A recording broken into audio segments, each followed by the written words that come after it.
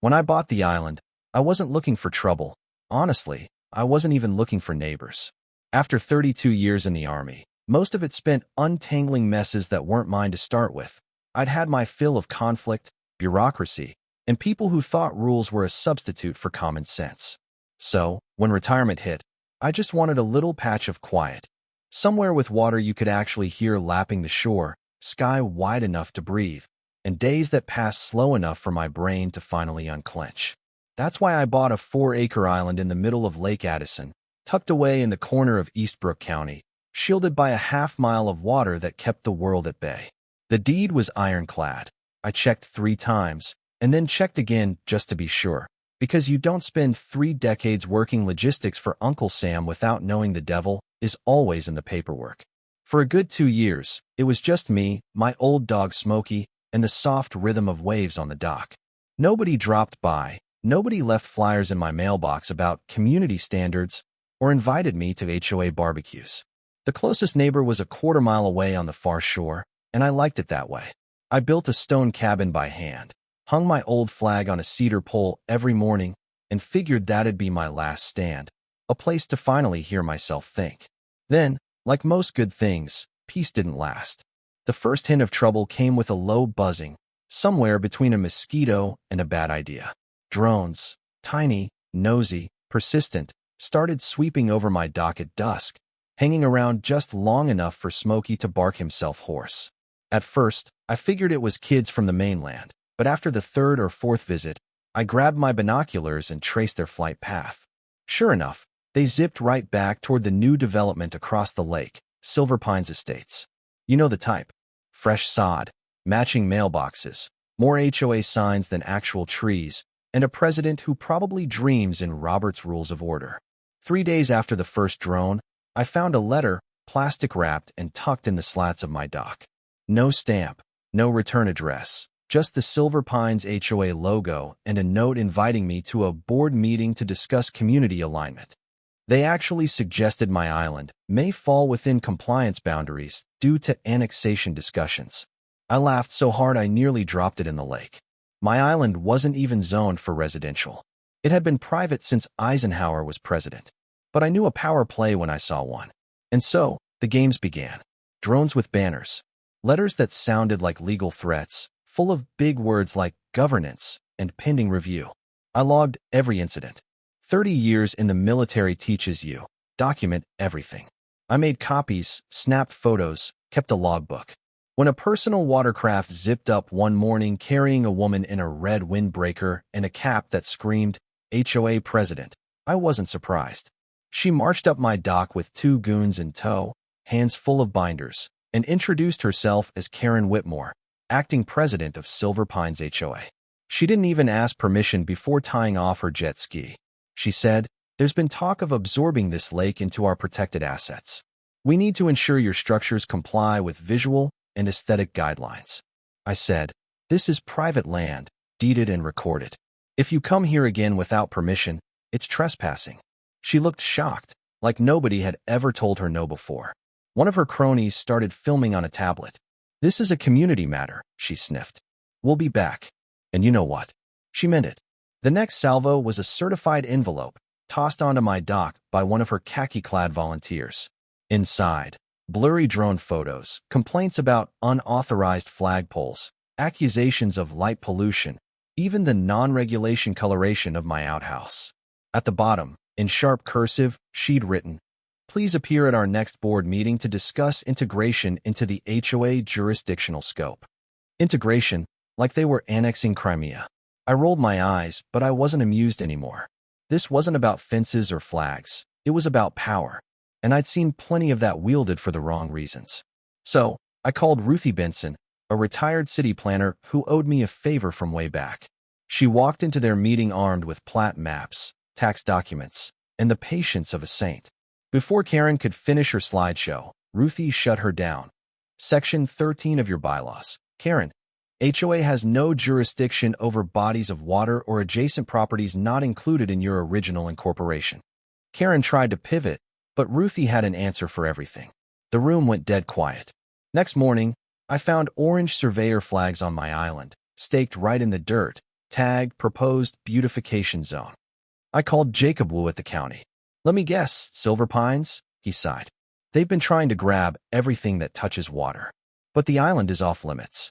Document everything. If they trespass again, it's a legal issue. I had what I needed, a legal shotgun, loaded and ready. But Karen wasn't finished.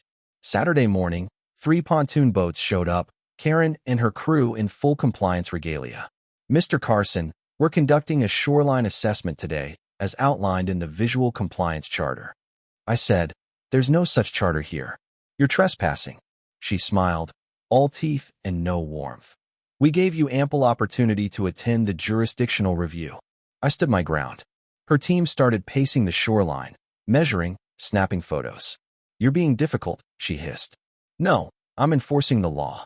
When they left, I snapped photos of every face and plate number. Smokey barked, tail stiff as a flagpole.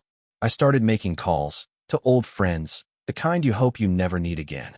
I didn't want a war, but I wasn't about to lose my home to some clipboard crusaders.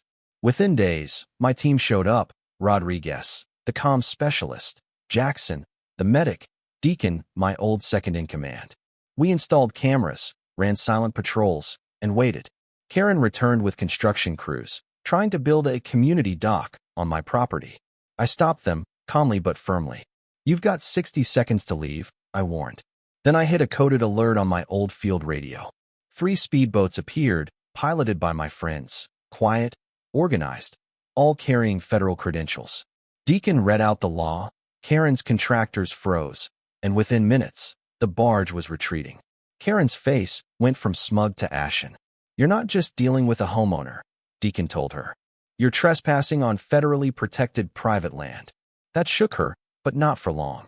She regrouped, rallied her supporters, and tried to flood the county with complaints about my flag, my cabin, even Smokey's barking. I kept documenting. Ruthie worked her contacts at the Gazette, and the press started sniffing around. The community split. Some folks supported Karen, others stayed silent. Then Mark Weston, an old-timer from across the lake, quietly rode over and handed me a folded note. We're holding a meeting without Karen, he said. Some of us are pushing to dissolve the HOA entirely. You reminded us we don't have to cave just because someone prints a rulebook. It all came to a head at the zoning hearing. Karen made her grand case, projecting images of my cabin, painting me as a threat to visual harmony. Her crowd applauded, real applause at a zoning meeting. Imagine that. But then it was my turn. I didn't bother with slideshows or notes. I told the truth. 32 years of service, a legally purchased island, weeks of harassment, and a mountain of documentation. Ruthie backed me up with plat maps. Jacob from zoning confirmed the boundaries, and Sheriff Price presented the trespass evidence. The board shut Karen down cold. Petition denied. Jurisdiction rejected. But you know people like Karen. They don't accept no for an answer. Within a week, I got a subpoena. Carson versus Silver Pines HOA et al. My attorney took the fight to court. Trespassing, attempted construction, public defamation, unauthorized drone surveillance. The whole 9 yards. The hearing was packed. Some folks rooting for me. Others convinced I was the devil for wanting to be left alone. But the facts were on my side. The judge ruled $75,000 in damages, Karen banned from future HOA boards, mandatory legal training for every committee member. I donated every cent to a veterans nonprofit. What mattered was the message. Bullies don't win just because they have fancier stationery. The aftermath rippled. Residents started questioning everything. Why they paid dues, why they needed approval to plant flowers or fly a flag. Ruthie organized post-HOA meetups. The office was turned into a co-op art studio. My island was finally left alone. New green buoy anchored out front. Bold letters. Private property. Non-HOA. County verified. People reached out from all over. Letters from Michigan, Colorado, Florida. Homeowners who'd felt bullied for years, suddenly realizing they weren't alone. I kept writing back, telling them, they don't own you. Don't forget that. Deacon built a fire pit from lake stones. Jackson started working with an HOA reform nonprofit. Rodriguez upgraded the surveillance. Solar, silent, just for peace of mind. One evening, as the sun set like a torch behind the pines, I sat on my porch, Smokey at my feet, and realized the island finally felt like home again. Not a fortress, not a battlefield, just a patch of peace I'd earned. Mark's words stuck with me. You held your ground, reminded the rest of us that dignity's worth defending. And if you're listening now, wondering if you should fight for your own little corner, let me tell you, you can. Stand your ground. Even if you stand alone, you're never really alone. So, what do you think? Is it right for HOAs to decide what freedom looks like on land they never owned? Or is it time we start rewriting the rules, one stand at a time? Drop your thoughts in the comments, share your own stories, and let's talk. Because the fight for dignity isn't over, not by a long shot.